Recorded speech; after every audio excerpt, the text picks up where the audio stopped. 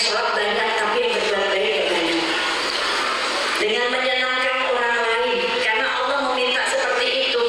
Wa kana min ibadi rahman, dan jadilah kalian hamba-hamba yang rahman, hamba-hamba yang berkasih sayang, yang mempunyai kasih dan sayang kepada manusia. Ya, ini yang dimauin Allah, Bu, bukan sholatnya kita, bukan. Kira-kira sholat Allah butuh nggak sholatnya kita? Enggak. Sholat kita ini untuk kita. Bahkan Nabi Musa pernah bertanya, ya Allah, aku sudah sholat, sudah zikir, sudah puasa. Di antara amalan-amalanku ini mana yang menjadi amalan yang paling engkau senangi? Tanya Nabi Musa. Apa jawab Allah? Sholatmu untukmu, bukan untukku, supaya engkau terhindar dari perbuatan keji dan selamat dalam kuburmu. Puasamu untukmu, bukan untukku, supaya engkau terjaga hawa nafsu. Zikirmu untukmu, bukan untukku, supaya jiwamu tenang. Maka Nabi Musa bertanya lagi, ya Allah, jikalau amalan-amalanku ini bukan amalan yang membuatmu senang, yang paling engkau senangi, maka amalan mana yang membuatmu senang? Apa jawab Allah? Memasukkan rasa bahagia di hatinya manusia. Nyenengin manusia itu bikin Allah senang, Bu. Nyenengin hamba Allah yang lain bikin Allah senang. Karena sholatnya kita buat kita, bukan buat Allah. Zikirnya kita buat kita, bukan buat Allah. Kita mau ingat Allah, kita mau puji Allah atau enggak puji Allah, Allah tetap maha hebat. Allah tetap maha kuasa, enggak ada yang bisa gantikan.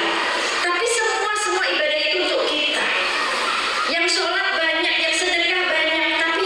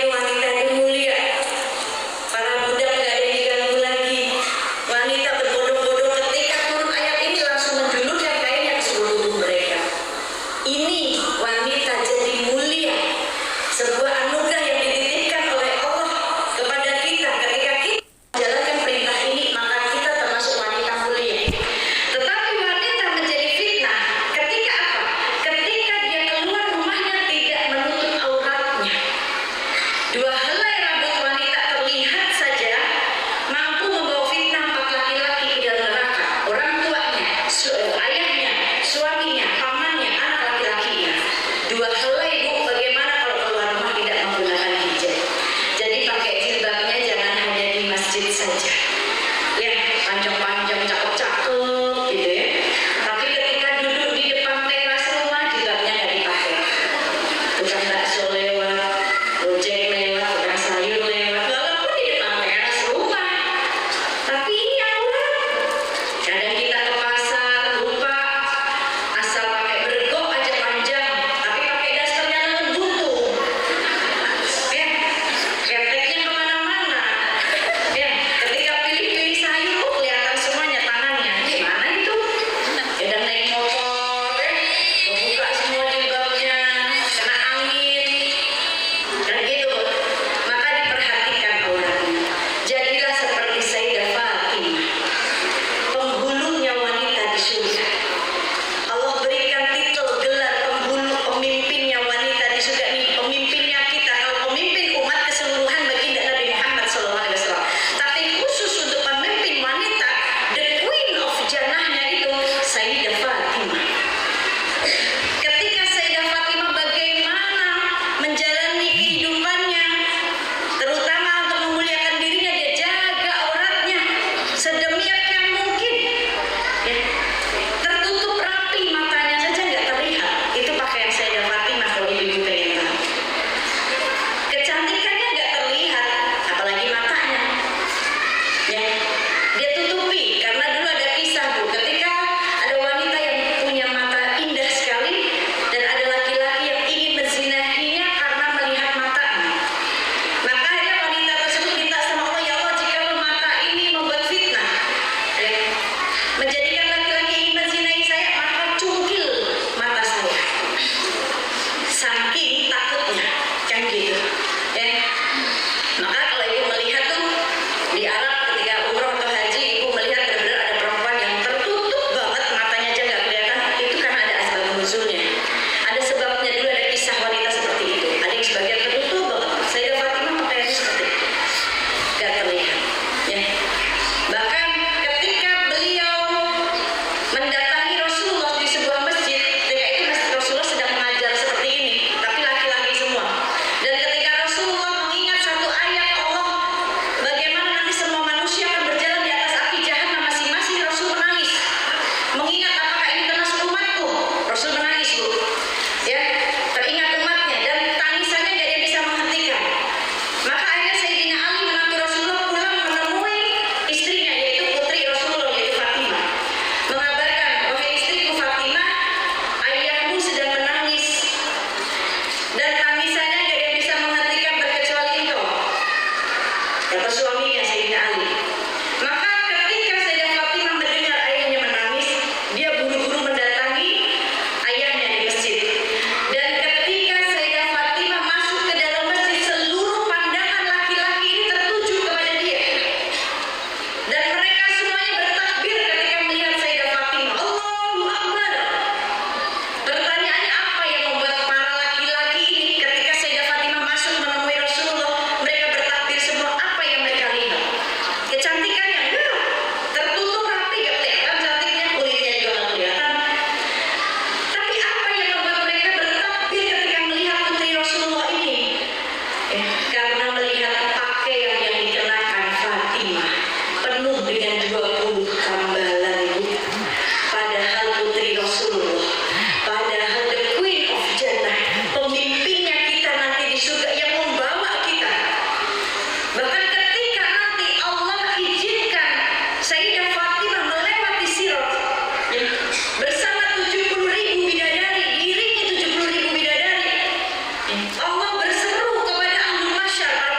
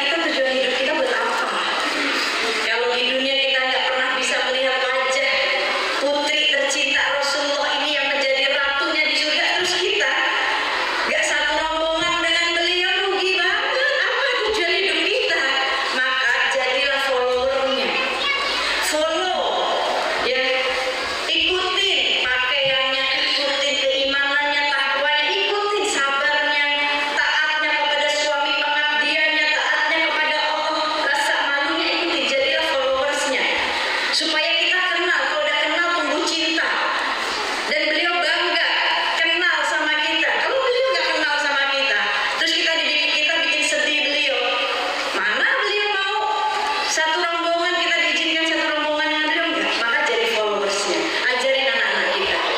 Jangan kita mengikuti orang yang belum mendapatkan jaminan surga dari Allah. Karena kita memfollow wanita-wanita yang masih ada di dunia, ya kan? Padahal dia dijamin surga juga belum.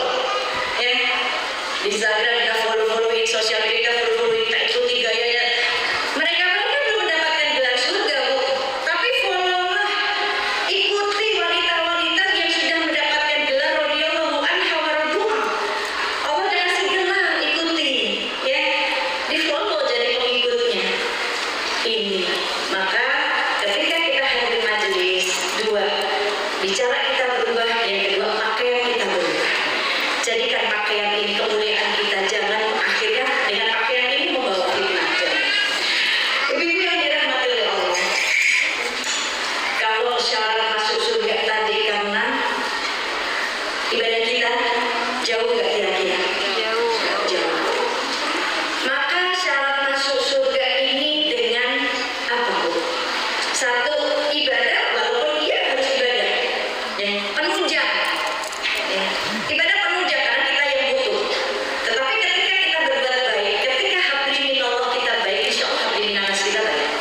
Maka ketika kita sudah di dunia ini, kembali ke Al-Fajr tadi, ya, bahwa kita kepengen yang ujungnya surga tadi, masuk surga bersama golongan hamba-hambaku dan masuklah ke dalam surgaku. Golongan hamba-hambaku itu masuklah bersama golongan hamba-hambaku nih di majelis ilmu.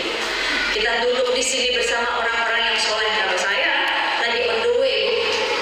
On the way jadi soleh akan gitu ya.